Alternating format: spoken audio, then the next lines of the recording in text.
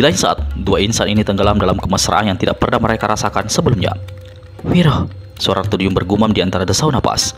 Wajahnya disusupkan ke pundak si pemuda dan sepasang matanya melirik ke arah timur, ke balik serumputan semak belukar. Sudah pergi. Dia sudah pergi. Pasti hatinya akan tersayat perih menyaksikan aku dan pemuda yang dicintainya dalam keadaan begini rupa.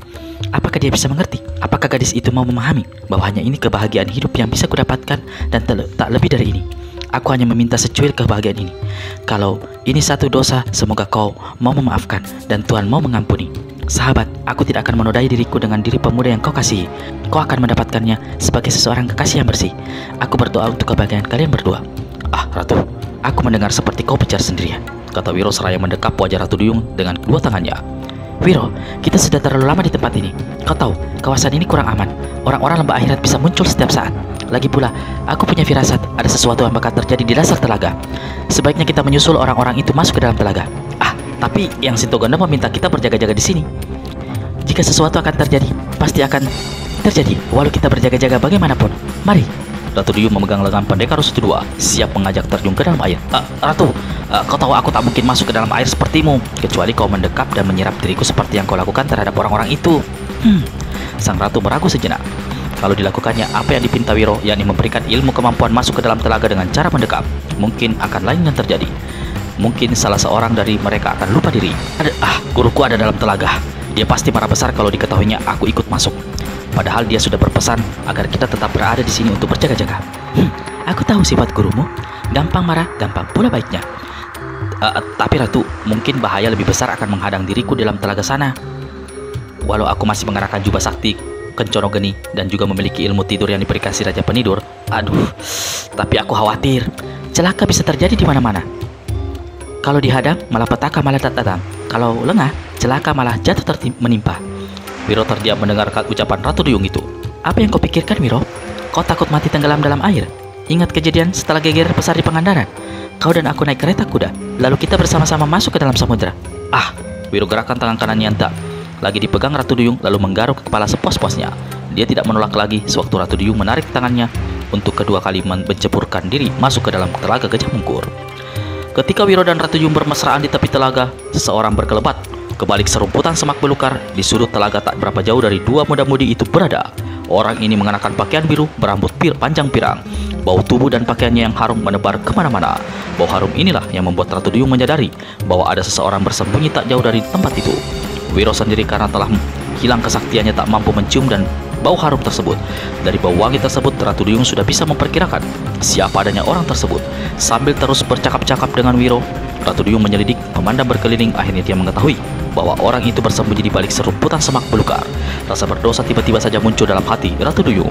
Tapi sebagai manusia biasa yang tak luput dari pengaruh perasaan, apalagi perasaan seseorang perempuan yang selalu mempunyai rasa cemburu dan rasa ingin memiliki seseorang, maka Ratu Duyung tidak memberitahukan kehadiran orang itu kepada Wiro. Dia juga tak mau memutus percakapan dan buru-buru pergi di tempat itu. Apa salahnya kalau saat itu dia boleh merengkuh sedikit kebahagiaan, berdua-dua bermesraan dengan orang kepada siapa dia berhutang budi dan kepada siapa cinta kasihnya tercurah. Lain halnya dengan orang yang bersembunyi di balik semak belukar, yang bukan lain adalah bidadari angin timur adanya. Gadis ini merasa sekujur tubuhnya bergetar, laksana dipanggang menyaksikan Wiro bermesraan dengan Ratu Duyung. Jari-jari tangannya terkepal dan dua matanya menyorotkan sinar merah penuh cemburu. Kalau dia tidak berpikir panjang saat itu juga, mau dia melompat keluar dan melabrak kedua orang itu. Tapi begitu pikiran jernih memasuki kepalanya, maka perlahan-lahan gadis ini menguasai dirinya. Malah diam-diam dia menyadari mungkin semua itu terjadi karena kesalahannya sendiri. Selama ini dia mengambil sikap curiga dan selalu menjauhi Wiro. Apa yang harus disesalinya kalau kini pemuda itu jatuh ke tangan gadis lain?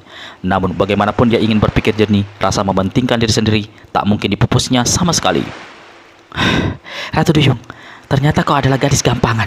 Dan kau Wiro, kau tidak lebih dari seorang pemuda mata keranjang yang sanggup bercinta dengan siapa saja dan tega melukai hati setiap gadis. Bidadari angin timur bersimpu di tara. Wajahnya ditutup dengan sepasang tangannya yang berjari-jari halus. Apa yang harus aku lakukan?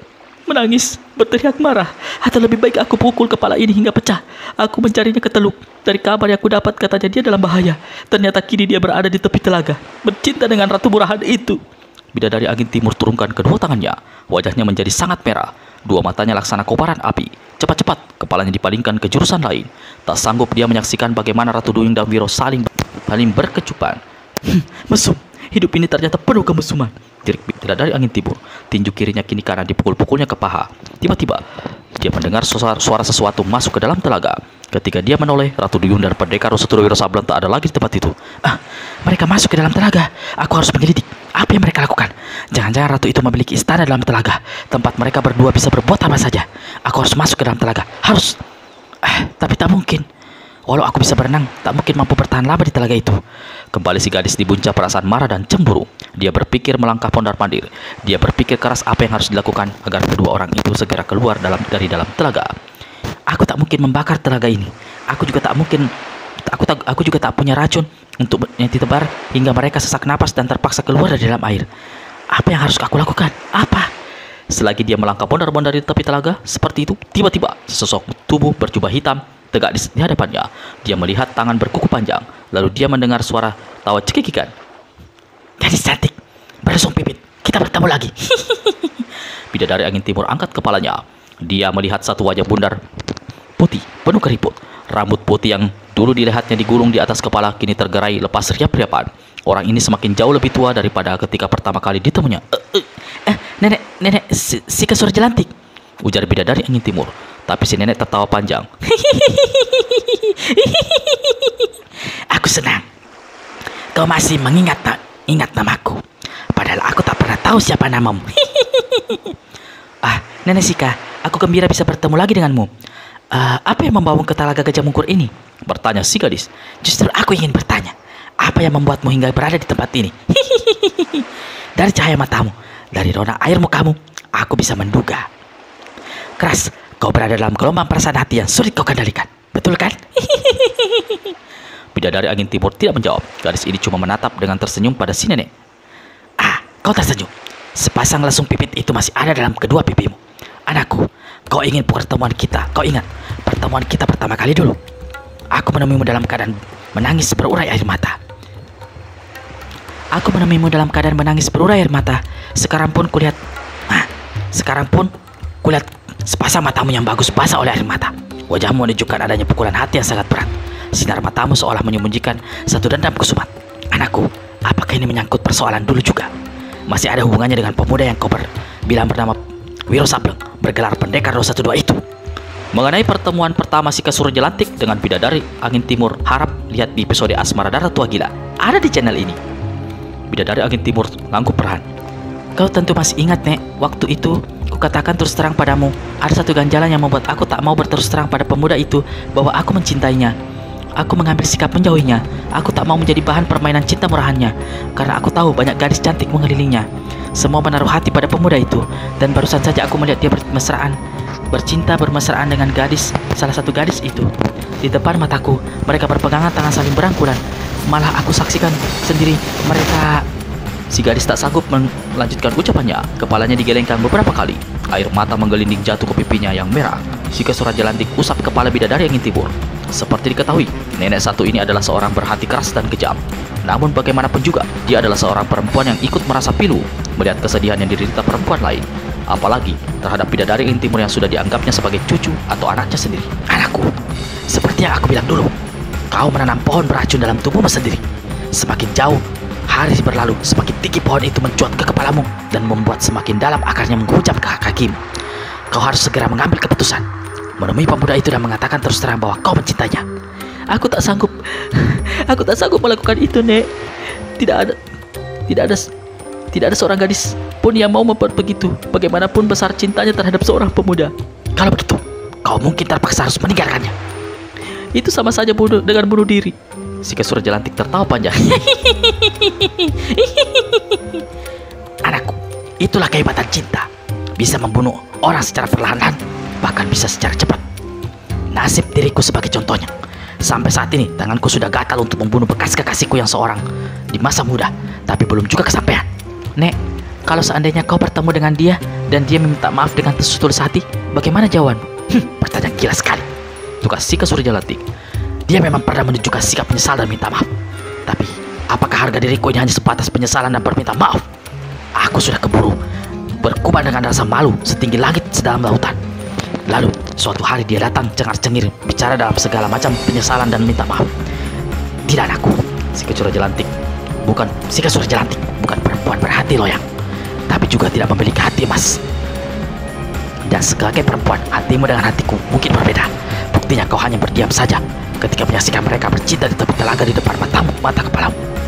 Nek, apakah betul kadang kala cinta itu adalah pengorbanan? Si kasur jelantik tertawa gelak-gelak. Pengorbanan adalah istilah orang yang berada dalam keadaan dikalahkan dan lemah dan tak bisa berbuat apa. Apakah kau merasa orang yang dikalahkan dalam merebut hati pemuda pujaanmu itu adaku? Paras bidadari angin timur bersemu merah. Apakah kau tak bisa lagi mengalihkan cintamu kepada pemuda lain? Dia adalah pemuda pertama dan yang terakhir yang aku cintai, Nek. Hati dan cinta kasihku hanya untuk dia seorang, walau mungkin aku tidak akan mendapatkannya. Lalu kau mau menjadi perawan tua yang patah hati? Sungguh tolol perbuatanmu, anakku. Hidup hanya sekali, jangan sia-siakan. Tapi bagaimana dengan dirimu, Nek? Setelah kekasihmu mengkhianati dirimu, apa kau sanggup berpaling pada laki lain? Itu pertanyaan gila. Aku tak mau menjawab, kata si kasur jelantik seraya bantingkan kaki kanannya hingga tepian telaga itu bergetar. Sekarang aku tanya, apa yang membuatmu berada di telaga Gajah Mungkur ini? Kau boleh punya 1000 alasan cinta, tapi pasti ada satu hal lain. Tidak ada alasan lain, Nek. Setelah aku menyerap kabar pemuda itu bersama serombongan para tokoh silat tengah bergerak ke telaga, maka aku segera ke sini. Aku memang menemuinya, tapi sekarang di mana beradanya pemuda itu? Tanya si nenek. Aku tidak tahu, Nek. Mungkin sekali mereka masuk ke dalam telaga, menerangkan bidadari angin timur. Terkejutlah si nenek mendengarkan hal itu. Dengar, aku pertama bertemu dan menolong seorang gadis tak dikenal. Tololnya aku, tidak tahu namanya. Tapi ciri-ciri berkulit putih, rambut hitam, panjang, dan pakaian merah. Menurut ceritanya, dia tengah mencari sebuah batu hitam di telaga Gajah Mungkur ini.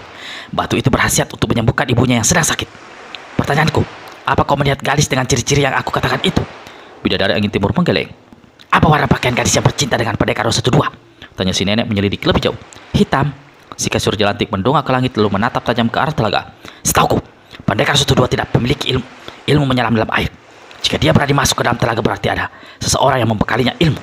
Hanya ada satu orang yang memiliki kepandaian seperti itu, Ratu Duyung. Tapi sang ratu tidak pernah mengenakan pakaian hitam. Gadis berpakaian hitam bersama pendekar 112 itu memang Ratu Duyung, Nek, menjelaskan bidadari angin timur. Hah? Tanya si nenek tersentak kaget. Kenapa tidak kau beritahu dari tadi? Ratu Duyung dan pendekar 112 ada dalam telaga. Beberapa tokoh silat katamu sebelumnya telah menuju ke sini, tapi tak kelihatan mata hidungnya. Jangan-jangan mereka sudah berkumpul di dasar telaga sana. Pasti ada sesuatu. Anakku, ayo lekas ikut bersamaku dalam telaga. Aku tak bisa, Nek. Aku akan berikan ilmu menyelam 100 hari padamu. Bukan itu masalahnya, Nek. Aku hanya tak ingin masuk ke dalam telaga. Kuharap kau bisa memahami. Baik, aku bisa memahami. Jika bertemu dengan pendekar 112, biar aku memberi pelajaran padanya sampai nyawanya lepas dari badan. Kuharap kau tidak melakukan hal itu, Nek. Memohon bidadari angin timur. Si nenek tersenyum. Kau benar-benar mencintai pemuda itu. Tapi aku tak bisa menjamin apakah aku akan membunuhnya atau tidak. Tanpa menunggu jawaban, begitu saja bidadari angin timur, si nenek segera melompat masuk ke dalam telaga Gajah Mungkur. Seperti diceritakan dalam episode sebelumnya, rahasia cinta tua gila, Putih Andini telah ditelan ular naga betina. Sebelumnya, gadis ini menyaksikan bagaimana naga itu menjedot dan menelan batu putih besar sebesar 2 kepalan tangan yang ditemukannya di dasar telaga. Ketika tubuhnya disedot dan siap ditelan oleh naga betina itu, Putih Andini berusaha selamatkan diri dan coba menghantam dengan satu pukulan tangan kosong mengandung tenaga dalam tinggi. Pukulan diarahkannya tepat di arah tanduk hijau yang mencuat di atas kepala naga betina. Namun, belum sempat dia menghantam ular naga itu, tiba-tiba uluran lidah yang bercabang langsung melibat tubuh si gadis. Dalam keadaan tak berdaya, sekali lidah menyentak, maka tubuh Putih Andini masuk lenyap ke dalam mulut gadis binatang itu. Si gadis menjerit keras, namun jeritannya tidak terdengar karena tubuhnya sudah berada dalam mulut ular naga. Dilanda rasa takut yang amat sangat, gadis ini akhirnya pingsan. Tubuhnya melayang masuk ke dalam tenggorokan, terus amblas ke perut ular naga. Putih Andini, cucu Sabainan Raca dan tua gila ini, tidak tahu berapa lama dia berada dalam keadaan pingsan. Ketika dia siuman, pertama kali yang didengarnya adalah suara hentakan keras, tak berkeputusan. Tubuhnya bergetar dan tersentak-sentak. Setiap suara itu terdengar, lalu ada hawa sangat dingin menyelimuti sekujur tubuhnya. Dengan dinginnya hingga dia merasa kulit dan daging tubuhnya seolah disayat-sayat. Dalam keadaan seperti itu, dia merasa adanya sesak dan jalan napasnya seperti tertutup. Perlahan Putih Andini dibuka kedua matanya. Dia mendapatkan dirinya terbaring di dalam satu lorong redup berlantai tertutup cairan yang sangat licin berwarna kemerahan. Ada bau tidak enak menyengat hidungnya. Gadis ini coba berdiri, tapi untuk sesaat dilihat dia hanya bisa mampu duduk. Saat itu dia merasa ada cairan hangat di bawah hidungnya, di sekitar pipi, sementara sepasang matanya terpaksa setengah dipejamkan karena hawa dingin aneh itu serta bau menusuk di tempat itu membuat matanya menjadi sangat perih. Dirabanya bagian bawah hidungnya, Jari-jari tangannya menyentuh cairan hangat. Ketika diperlihatkannya ternyata darah. Ada darah dari hidungku. Putih Andini mengusap pipi di kanan. Darah lagi. Yang ini keluar dari dua liang telinga. Ada suara yang seperti hantaman palu itu. Dia membutuhkan waktu beberapa saat sebelum menyadari bahwa saat itu dia berada dalam tubuh ular naga betina. Dihujam oleh rasa takut, gadis ini cepat berdiri. Kakinya kepeleset oleh licinnya lantai. Yang dipijaknya yang bukan lain adalah perut besar ular naga betina. Dia mencoba bangkit lagi sambil tangannya menggapai sesuatu di atas kepalanya yang untuk tempat bergayut. Saat itu terdengar suara menggemuruh. Si gadis terpelanting dan terpekik ketika tiba-tiba perut ular itu di mana dia berada saat itu berputar kencang dan membanting tubuhnya hingga jungkir balik lalu meluncur sejauh beberapa tombak. Saat kemudian Putih Andini dapatkan dirinya dalam cairan busuk setinggi betis. Aku meluncur ke arah mana? Mungkin ke arah bagian ekor atau ke arah kepala. Nafasku sesak, mataku perih, kepalaku seperti mau pecah. Agaknya aku akan menemui aja dalam perut binatang ini. Aku tidak mau mati di sini. Aku harus melakukan sesuatu.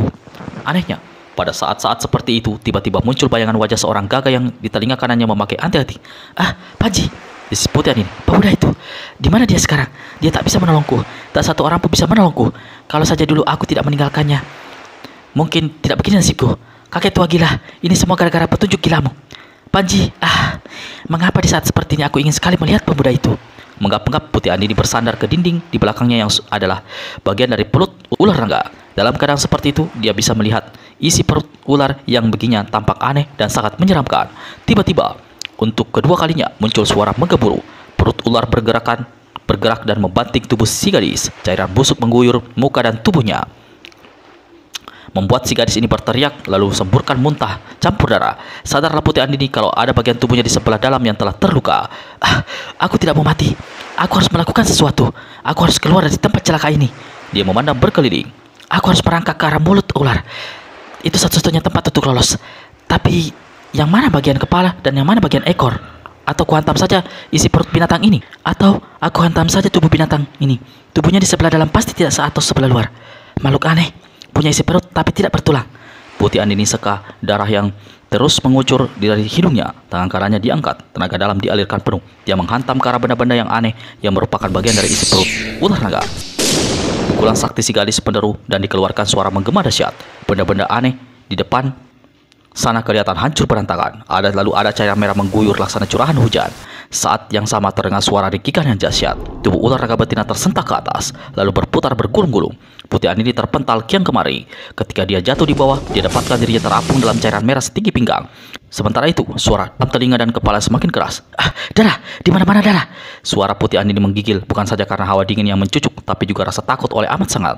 Walau tenaganya seolah terkuras, dia berusaha bergerak, memecah dalam cairan merah setinggi pinggang.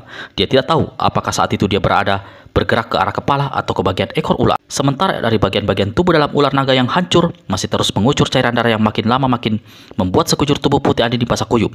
Sementara itu, genangan darah di bawah perut semakin tinggi. Di satu sudut Putih Andini tersandar benar-benar kehabisan tenaga. Tamat riwayatku sekarang, pikir si gadis. Mulutnya terbuka megap-megap, dadanya tambah sesak. Dia mencoba menghirup udara sebanyak-banyaknya, tapi yang masuk ke rongga pernapasannya hanya bau busuk, sedang dari lubang hidungnya tak terasa lagi ada hembusan napas. Mulutnya terbuka megap-megap, lututnya lunglai, goyah. Sesaat tubuhnya akan terperosok jatuh ke dalam genangan darah ular. Tiba-tiba, jauh di sebelah kirinya, dari balik tubuh ular yang melingkar tampak seberkas cahaya terang. Mulut ular, pasti itu mulut ular. Didorong oleh harapan untuk menyelamatkan diri dan keluar hidup-hidup dari dalam perut ular itu, Putih Andini mengumpulkan sisa-sisa tenaga yang masih ada. Perlahan-lahan dia bergerak menyusuri dinding perut ular ke arah berkas cahaya yang muncul di sebelah sana. Hanya satu tombak lagi, dia akan mencapai tikungan perut ular dari mana arah datangnya membersihnya cahaya terang. Tiba-tiba, ular naga betina itu kembali memutar tubuh sambil meringkik keras. Untuk kesekian kalinya, keadaan di dalam perut ular itu seperti kiamat bagi Putih Andini. Tubuhnya terpental kian kemari, menghantam dinding perut dan terhempas ke dalam genangan darah. Untung baginya ketika dia mencoba merangkak, genangan darah dilakukan tubuh ular di mana dia berada hanya setinggi mata kaki. Dengan mata perih setengah terpejam, gadis ini berpaling ke atas, berpaling ke kanan. Dia hanya melihat kegelapan. Dia alihkan pandangan ke kiri. Harapannya kembali muncul ketika dari arah sebelah sana kelihatan lagi berkas cahaya terang tadi. Karena hanya mampu merangkak, itulah yang dilakukan Putih Andini. Dalam keadaan susah payah dan nyawa seolah sudah di depan mata, akhirnya anak Andam Suri ini berhasil mencapai bagian perut ular yang terang. Terduduk di atas perut ular yang tergenang darah, matanya terpacak ke depan. Dalam rongga besar perut ular itu, dia melihat sebuah benda putih melayang-layang seolah tanpa bobot. Benda inilah yang mengeluarkan cahaya menerangi sebagian perut ular. Astaga, benda putih yang melayang itu. Bukankah itu batu putih aneh yang aku temui di dasar telaga? Diperebutkan oleh 2 ekor naga, lalu akhirnya ditelan oleh naga betina. Putih Andini merangkak maju, mendekati batu putih yang melayang-layang. Ketika dirasakannya cukup dekat dengan sisa tenaga yang ada, dia membuat lompatan, coba menangkap batu itu. Tapi luput, Putih Andini tersungkur. Saat itu terdengar suara menggemuruh, perut ular bergoncang keras. Putih Andini terbanting ke kiri, terhempas menghantam dinding perut ular. Menggap-menggap, dia terkapar di atas genangan darah, tapi sepasang matanya berusaha memperhatikan dan mengikuti gerakan batu putih yang melayang-layang. Dia beringsut, berusaha mendekati kembali. Ternyata batu putih itu melayang ke jurusannya. Si gadis tak menyia-nyiakan kesempatan. Untuk kedua kalinya, dia melompat. Luput lagi. Padahal telapak tangan kirinya sempat bergeseran dengan batu itu. Namun saat itu tiba-tiba si gadis merasakan satu keanehan terjadi dengan dirinya.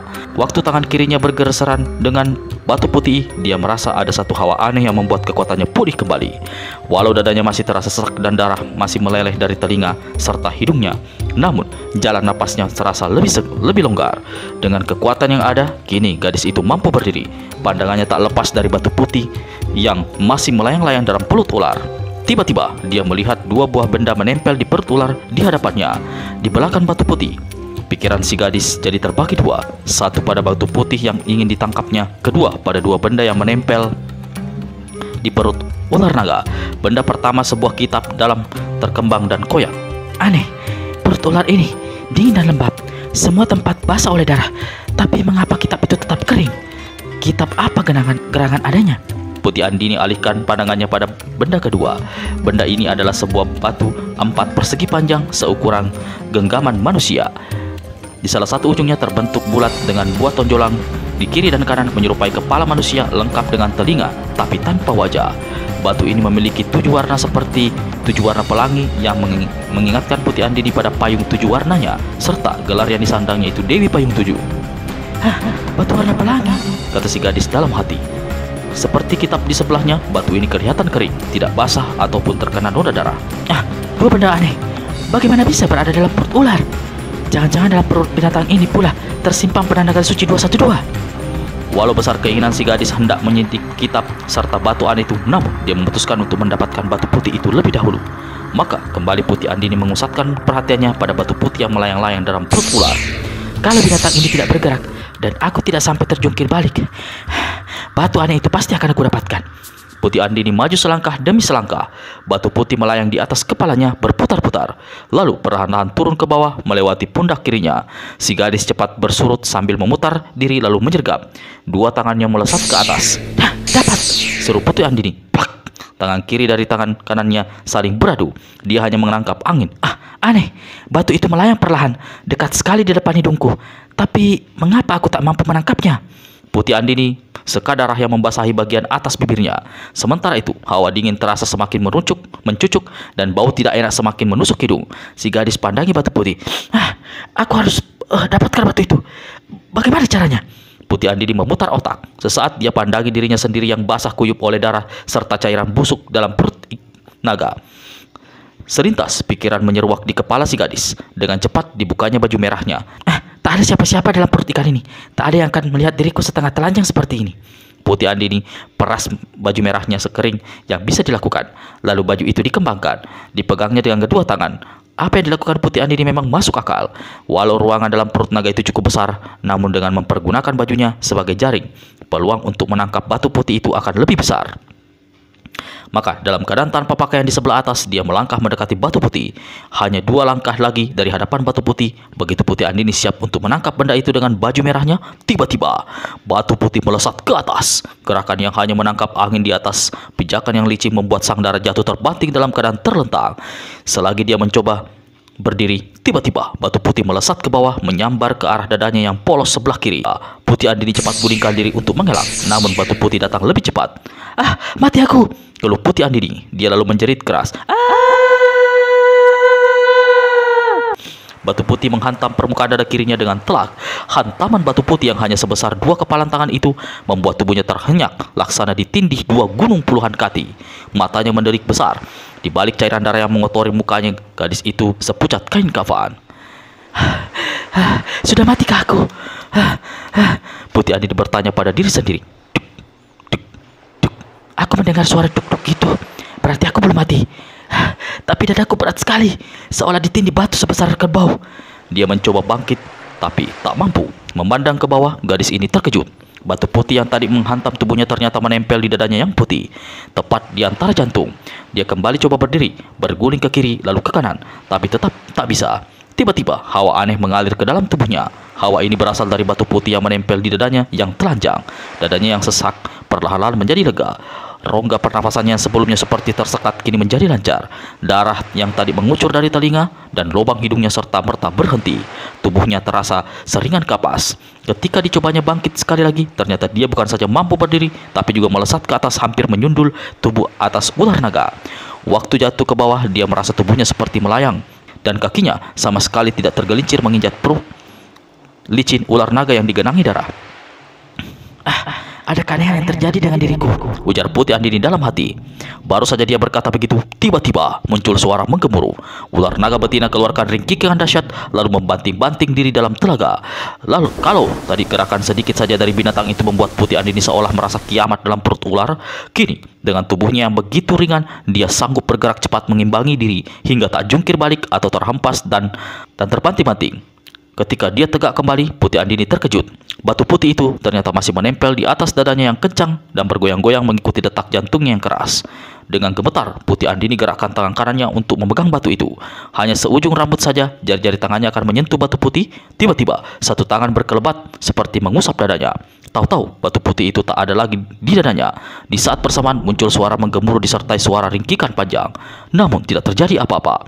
Perut ular di mana Putih Andini berada tidak bergerak sedikit pun. Bahkan suara duk-duk-duk berbunyi jantungnya tidak terdengar.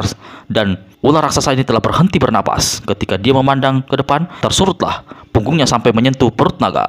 5 langkah di hadapannya tegak sosok orang tua berselempang kain putih. Rambutnya yang panjang putih menjulai ke bawah. Walau hanya sebagian saja wajah orang yang kelihatan, namun Putih Andini segera mengenali. Cepat Putih Andini tutupkan kedua tangannya di dadanya yang terbuka polos.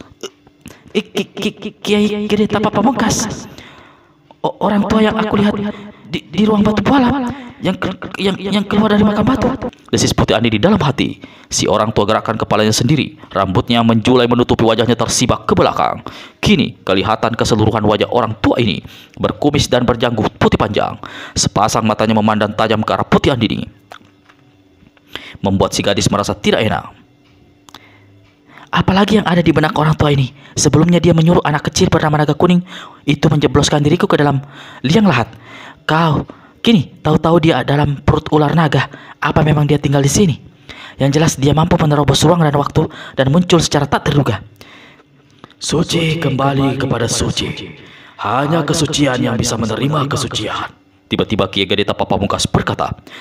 Apa maksud ucapan orang tua ini? Kata Putih Andini dalam hati tak mengerti. Tiba-tiba Kiai Gede Tapa Pamungkas ulurkan tangan kanannya yang memegang batu putih. Walau jarak mereka terpisah 5 langkah, namun luar biasanya seolah bisa memanjang tangan sang Kiai tahu-tahu sudah berada sejengkal di bawah dagu si gadis. Hawa dingin yang keluar dari batu putih menyambar menyapu wajah Putih Andini. Sesuatu yang suci, yang bisa berada di tangan yang suci. Kembali si orang tua berkata, orang tua, apa maksudmu? Aku tidak mengerti, ujar Putih Andini. Bukankah kau masuk ke dalam telaga Gajah Mungkur untuk mencari benda ini? Ambillah. Kiai Gede Tapa Pamungkas gerakan tangan kanannya yang memegang batu putih. Kembali ada hawa dingin menyapu wajah sang dara. Putih Andini pandangi batu putih dalam genggaman si orang tua. Dalam hati dia berkata, yang kucari sebenarnya bukan batu putih itu. Anak gadis, mengapa kau hendak menjadi ragu? Ambillah. Benda ini memang berjodoh denganmu. Tak ada satu kekuatan pun yang bisa menghalangi pemilikanmu atas benda ini. Batu putih ini? Dengar, aku tak mungkin berada lebih lama di tempat ini. Lekas ambil batu ini dan tinggalkan Gajah Mungkur. Tapi aku terperangkap dalam perut ular besar ini. Bagaimana mungkin? Kau akan menyesal seumur hidup jika tak segera mengambil batu putih ini. memotong Kiai Gede Tapa Pamungkas. Putih Andi diulurkan tangan kanannya. Pada waktu itulah tiba-tiba keadaan dalam perut ular menjadi sangat redup. Yang kelihatan hanya batu putih itu. Di kejauhan, entah dari mana arahnya, menggema suara suitan aneh disusul suara ringkikan panjang. Lalu ada suara terdengar beberapa kali berturut-turut. Namun dalam perut ular tidak terjadi apa-apa. Tapi ada goyangan bahkan getaran pun tidak terasa. Kiai Gede Tapa Pamungkas lepaskan batu putih yang dipegangnya. Dalam gelap benda ini berkilauan jatuh ke bawah, cepat disambut oleh Putih Andi. Hawa dingin langsung menjalari tubuhnya. Anak gadis yang berjodoh, aku pergi sekarang. Selamat tinggal. Kita tidak akan bertemu lagi. Anggap juga kita tidak pernah bertemu. Memandang ke depan, Putih Andini hanya melihat sekilas bayangan putih berkelebat. Lalu dia tak melihat apa-apa lagi. Orang tua itu lenyap dari hadapannya. Bersamaan dengan itu, perlahan keredupan di tempat itu berkurang. Dia muncul dan lenyap secara aneh. Kalau dia memang berniat baik, mengapa dia tidak menyelamatkan diriku keluar dari perut naga ini? Lalu segala ucapannya tadi, sesuatu yang suci hanya bisa dipegang di tangan yang suci. Apa maksudnya? Selagi berpikir begitu, tiba-tiba Putih Andini merasakan seperti ada cairan sangat dingin mengucuri tangan kanannya yang memegang batu putih. Ketika diperhatikan, terkejutlah si gadis ini. Batu putih yang ada di atas telapak tangannya dilihatnya meleleh.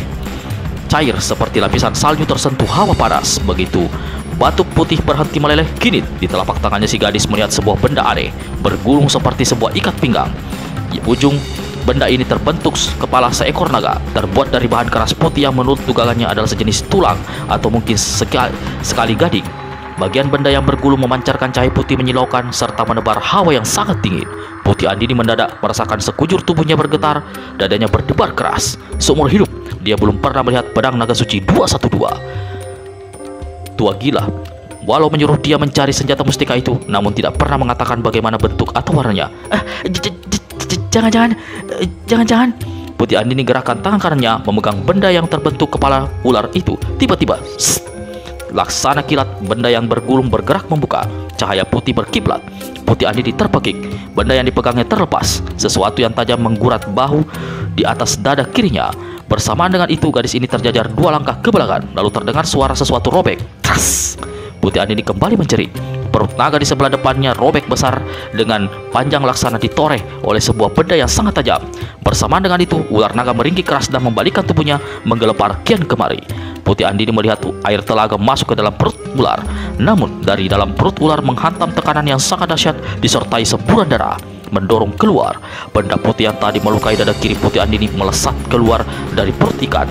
Samar-samar si gadis masih mampu melihat bentuk benda itu. Ternyata sebuah pedang yang sangat tipis, memancarkan cahaya putih dengan hulu berbentuk kepala naga. Pedang naga suci 212, seru Putih Andini dalam hati dengan mata terbelalak. Dia berusaha menyambar pedang itu dengan tangan kanan. Namun di saat yang sama tubuhnya terpental keluar perut ular yang robek besar. Tekanan yang dahsyat membuat pedang yang berusaha digapainya terdorong jauh hingga dia hanya menangkap angin. Sedang dirinya sendiri terlempar jauh. Bersama dengan itu, dari dalam perut naga betina terlempar pula 2 buah benda, yaitu kitab putih yang koyak dan bentuk persegi panjang yang dibalut 7 warna. Naga betina yang perutnya jebol sepanjang 2 tombak dan mengeluarkan asap aneh membanting-banting diri kian kemari hingga air telaga laksana dibuncah ke lubang. Tanah, pasir, serta bebatuan dan semua benda yang ada di tempat itu termasuk sosok Putih Andini terpental-pental kiam kemari. Keadaan gelap menggelam. Di kejauhan terdengar suara menggemuruh laksana gunung runtuh. Caka, kemana lenyapnya pedang tadi? Ujar Putih Andini. Dia menggapai-gapai kian kemari. Kaki dan tangannya digerak-gerakkan. Tiba-tiba dia merasa suatu keanehan. Gerakannya tadi membuat tubuhnya mampu bertahan dan tidak terpental lagi. Padahal air telaga masih terus membuncah. Apa yang sebenarnya terjadi di tempat ini? Pikir Putih Andini. Dia memandang berkeliling berusaha mencari di mana adanya pedang putih yang tadi terlepas dari tangannya. Sesaat ketika keadaan mulai tenang dan terang kembali, yang dilihatnya bukan pedang itu, melainkan sosok jerangkong dan tulang belulang manusia serta beberapa mayat terapung di sekitarnya. Lalu telinganya menangkap riakan-riakan halus dia sebelah atas. Ketika dia mendongak memperhatikan, terkejutlah gadis ini. Di atas sana, di antara mereka, memegang sebuah benda panjang yang memancarkan cahaya putih. Pedang itu, seru Putih Andini dalam hati. Segera saja gadis ini berenang ke atas. Lagi-lagi dia merasa aneh. Dia hanya menggerakkan tangan serta kaki biasa-biasa saja, tapi tubuhnya melesat ke atas cepat sekali. Hingga dalam waktu singkat dia sudah berada di dekat kelompok orang-orang itu. Di dalam telaga, beberapa saat sebelum perut ular naga dibusai robek oleh pedang putih. Dua orang yang barusan dilihat Sinto Gendeng di dalam telaga Gajah Mungkur itu bukan lain adalah Pendekar Wasetudua dan Ratu Duyung. Ratu Keparat. Permata biru itu pasti dia yang punya gara-gara sampai si anak setan itu ikut masuk ke dalam telaga ini.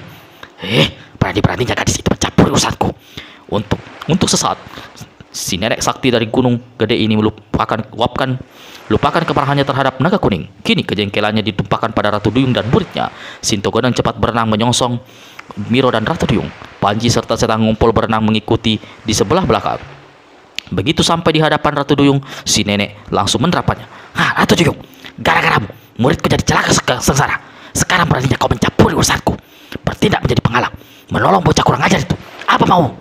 Berani di mana kau sebenarnya? Dibentak oleh guru pemuda yang dicintainya seperti itu, Ratu Duyung hanya bisa tundukkan kepala sambil pegangi cermin bulat sakti yang tadi dipergunakannya menangkis tusuk konde yang hendak menusuk mata kiri naga kuning. Di atas kaca itu kini tampak menempel dua buah tusuk konde yang tadi dipakai Sinto Gendeng untuk menyerang si bocah. Walau dia maklum mengapa si nenek sampai marah besar, namun Ratu Duyung merasa sedih. Baginya, apa perlunya si nenek mengungkit persoalan lama yang dianggapnya sudah selesai. Melihat Ratu Duyung hanya diam sambil tundukkan kepala, Sinto Gendeng berpaling pada muridnya. Anak setan, bukankah aku perintahkan tetap di tepi telaga untuk berjaga-jaga? Mengapa masuk ke sini bersama gadis bermata biru ini? Kalian berdua dasar manusia gatal. Eyang, kami datang ke sini bukan untuk mengacau. Ratu Duyung melihat sesuatu yang mungkin bukan untuk sekedar mengacau katamu. Dia mencampuri urusanku. Dia menghalangiku membunuh anak ini. Bentak Sinto Gendeng hingga Setan Ngompol yang ada di sebelahnya tersentak kaget dan terkencing. Wiro garuk-garuk kepala.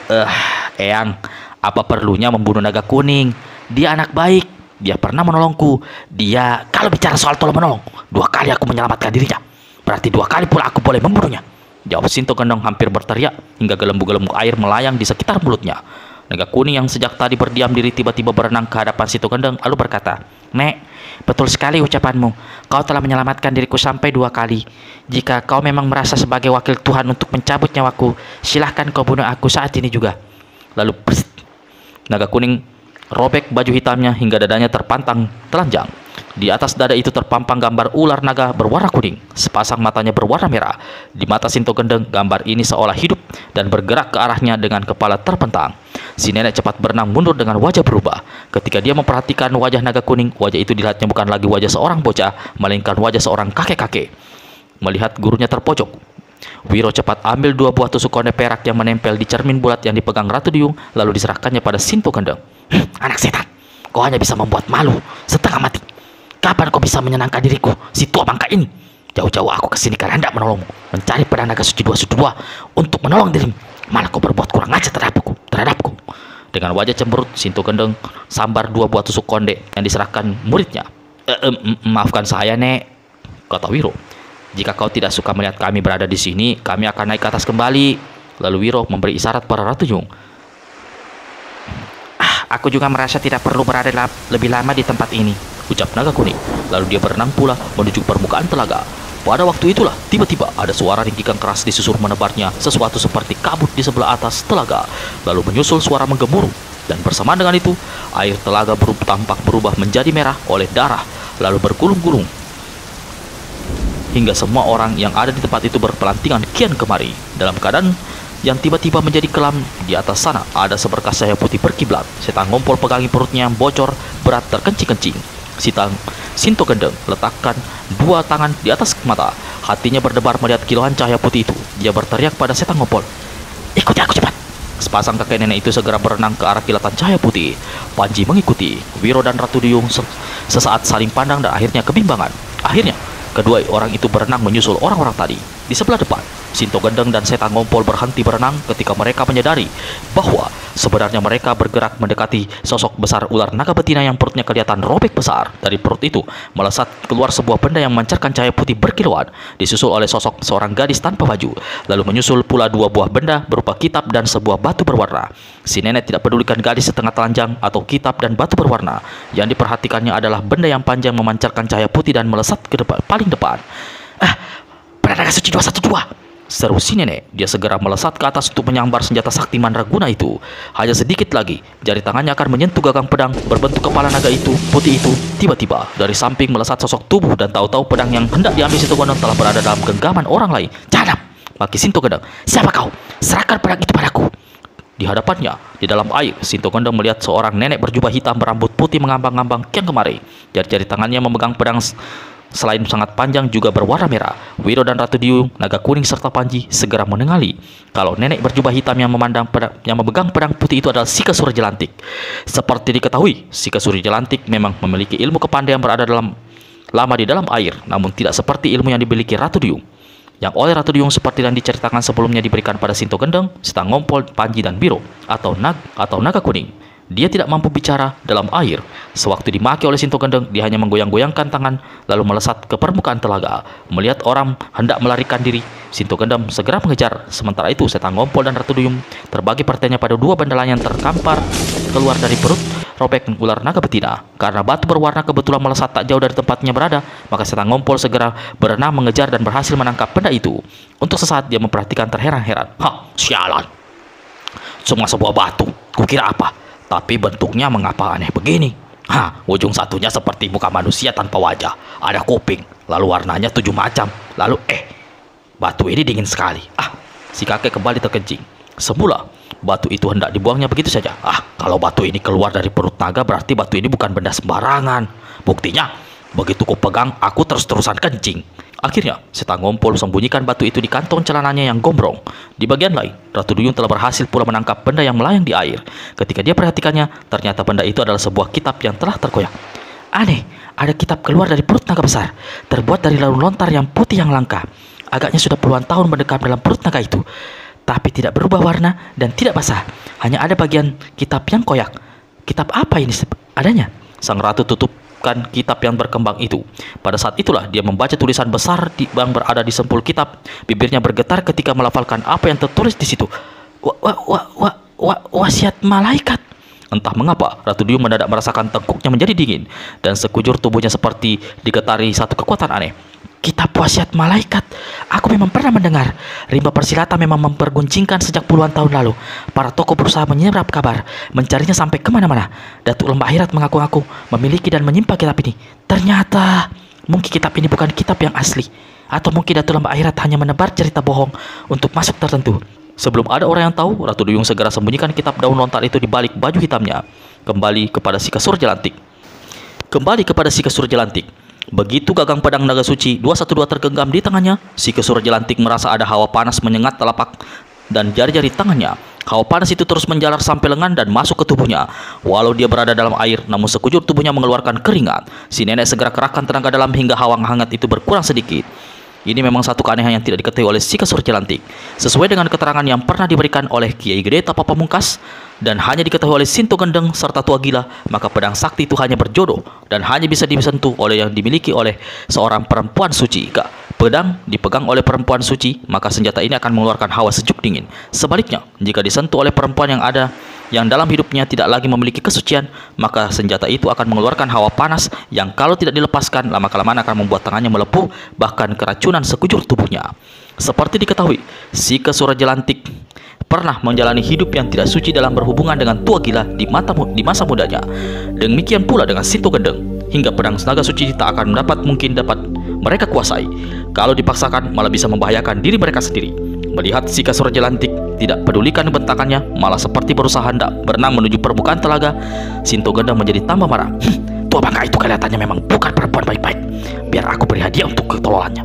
Habis berkata begitu, Sinto Gendeng melesat mengejar sambil lepaskan satu pukulan sakti. Melihat gerakan tangan si nenek, Wiro tahu pukulan apa yang dilepaskan sang guru, yakni pukulan benteng Topa melanda samudera. Di atas sana, Sika Surya Jelantik tersentak kaget ketika melihat satu gelombang angin yang dahsyat membuat air telaga bersibak, membentuk jalur ganas seperti terowongan besar. Ada suara menggemuruh di bawah kakinya. Sadar kalau dirinya diserang, Sika Surya Jelantik cepat menyingkir sambil gerakan tangan kirinya untuk menangkis dengan pukulan sakti. Namun sadar kalau saat itu tengah memegang sebuah benda sakti, maka tidak menunggu lebih lama, serta merta si nenek babatkan pedang naga suci 212 ke bawah. Cahaya putih menyilaukan bertebar dalam air. Telaga Gajah Mungkur laksana disergap puluhan kilat. Hawa aneh dingin menebar seolah air telaga berubah menjadi es. Semua orang yang ada di dalam telaga menggeletar kedinginan. Sang Ngompol rapatkan dua kakinya lalu melipat lutut sampai ke dada. Seperti biasa, dia tak dapat menahan kencing.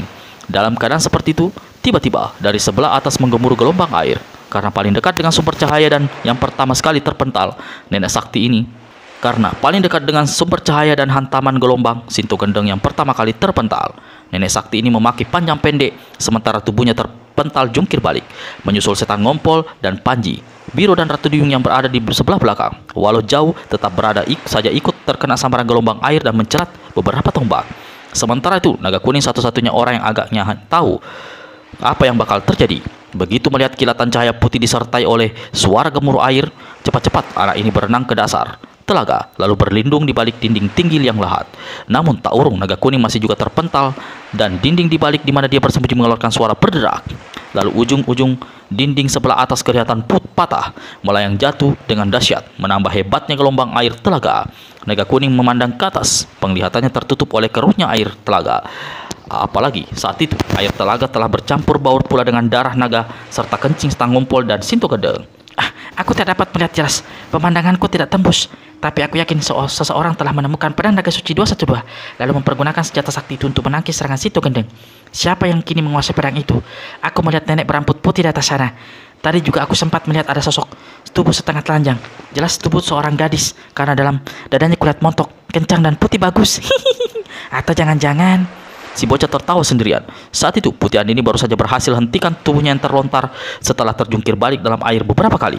Dia mengingat-ingat apa yang barusan terjadi sambil usap-usap bahu kirinya yang tergurat. Aku melihat cahaya putih berkiblat, lalu ada rasa perih akibat goreskan luka di bahuku. Tubuhku kemudian terlempar dari perut ular yang dijebol. Di bawah sana, si gadis tiba-tiba mendengar suara orang membetak. Berarti dia tidak sendirian dalam telaga itu. Jangan, apa yang terjadi? Yang berteriak adalah Sinto Gendeng. Dadanya berdenyut sakit seolah ditindih oleh batu besar, sementara sekujur tubuhnya menggelekar kedinginan. Cepat nenek ini dorongkan kedua tangannya ke atas, melepaskan pukulan benteng topan melanda samudera. Air telaga laksana menggeletak lalu mendobrak ke atas dua tempat. Telaga Gajah Mungkur kembali bergoncang keras. Sinto Gendeng tertawa, mengkikik lalu berteriak. Mampus kau! Yang dibakinya adalah perempuan tua yang berjubah hitam di atas sana. Tapi nenek sakti ini mendadak keluarkan seruan tegang ketika di atas kembali menyambar sinar putih. Kali ini sinar itu tidak menebar, melainkan berbentuk panjang, laksana tombak raksasa melesat ke arahnya. Sekali lagi si nenek berteriak keras lalu menyingkir. Ujung sinar putih menyambar lebih cepat. Agaknya kali ini Sinto Gendeng tak mungkin selamatkan diri. "Eyang!" seru pendekar 212 Biro Sableng. Di luar sadar tanpa ingat keadaan dirinya, dia segera berenang untuk menolong gurunya. "Pendekar 212, jangan mencari mati!" Naga Kuning yang menyaksikan kejadian itu berserukan. "Celaka, guru dan murid pasti akan menemui ajal. Apa yang harus kau lakukan?" Bocah ini tekuk jari-jari tangannya dalam gerakan seperti hendak mencakar. Lalu dua tangannya dihantamkan ke arah datangnya sinar putih. Dua larik cahaya biru pekat menerpa ke atas, membabat cahaya putih yang menghujam ke arah sosok Sinto Gendeng. Begitu dua larik cahaya putih menyentuh sinar putih, dua tangan Naga Kuning bergetar keras, lalu tubuhnya terpental sampai dua tombak. Si bocah terperangah menyaksikan bagaimana semangat serangannya amblas, sementara itu sinar putih terus menderu ke arah Sinto Gendeng. Ketika dia merabat mulutnya, terasa ada cairan hangat. Aku terluka, membatin Naga Kuning. Air muka bocah ini tampak berubah. Sesaat lagi sinar putih akan menghantam tubuh Sinto Gendeng. Tiba-tiba dari samping kiri melesat cahaya putih yang tak kalah hebat dari kilauannya dari sinar putih yang menyerang si nenek. Dua sinar saling beradu mengeluarkan letupan keras. Air telaga mencuat ke berbagai penjuru. Sinto Gendeng selamat walau tubuhnya terpental dan untuk sesaat lamanya melayang-layang dalam air yang keruh. Nenek ini bergidik ketika di dasar telaga samar-samar dilihatnya satu lubang besar dan dalam akibat hantaman sinar putih tadi. "Siapa yang berusaha menolongku?" ujar Sinto Gendeng dalam hati.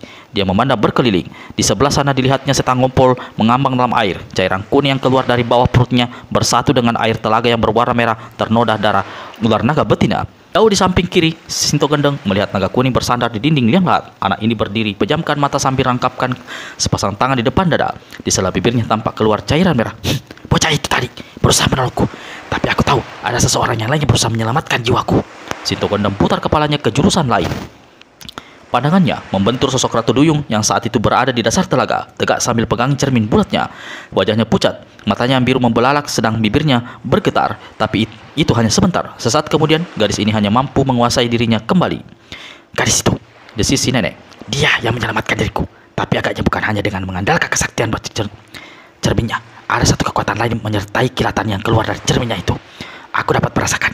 Aku melihat ada pancaran cahaya putih aneh di sekitar tubuhnya, mulai dari kepala sampai ke kaki. Astaga, itu adalah pancaran cahaya batin yang jarang dimiliki manusia, dan tidak sembarang orang bisa melihatnya seperti yang aku saksikan saat ini. Sinto Gendeng berenang mendekati Setang Ngompol lalu berkata, Coba kau perhatikan gadis berpakaian hitam yang memegang cermin bulat itu. aku sudah melihatnya dari tadi. Wajahnya cantik, sepasang matanya bagus sekali. Tak pernah aku melihat mata luar biasa mempesona seperti itu. Apa maksudmu, Sinto? Apa kau hendak menjodohkan diriku dengan si jelita itu? Tua bangka bangkotan tak tahu diri, maki Sinto Gendeng. Setang Ngompol tertawa bergelak-gelak hingga air kencingnya kembali terpancar. Aku mau tanya, apa kau melihat ada cahaya aneh seolah membungkus sekujur tubuhnya? Setang Ngompol tekap mulutnya dengan tangan kiri, sedang tangan kanan mendekap bagian bawah perutnya. Orang tua bermata jereng, berkuping lebar ini goleng-gelengkan kepala. Aku tidak melihat segala macam cahaya aneh yang kau katakan itu, Sinto. Benar dugaanku, kata si nenek sakti dalam hati. Tidak semua orang bisa melihat cahaya yang membungkus tubuh si gadis itu. Bagaimana tahu-tahu dia bisa berada dalam keadaan seperti itu? Coba aku tanyakan pada anak setan ini. Sinto Gendeng hendak berenang mendekati pendekar Roh Setu II, namun di dasar telaga Wiro terlebih dahulu bergerak berenang mendekati Ratu Duyung. Sesaat setelah mereka berada di dekat sang ratu, murid Sinto Gendeng jadi tertegun. Dua matanya memperhatikan gadis jelita itu lekat-lekat. Ada kelainan pada gadis ini. Wajahnya lebih berseri, parasnya tambah cantik. Tubuhnya seolah memancarkan daya pesona luar biasa. Sepasang matanya juga tampak lebih biru, lebih bercahaya. Aku juga melihat satu keanehan. Ketika tadi dia melancarkan serangan dengan cermin sakti, ada berkas cahaya memancar di balik pakaian hitamnya. Merasa dirinya diperhatikan Ratu Duyung, dia palingkan kepala pada Wiro lalu bertanya,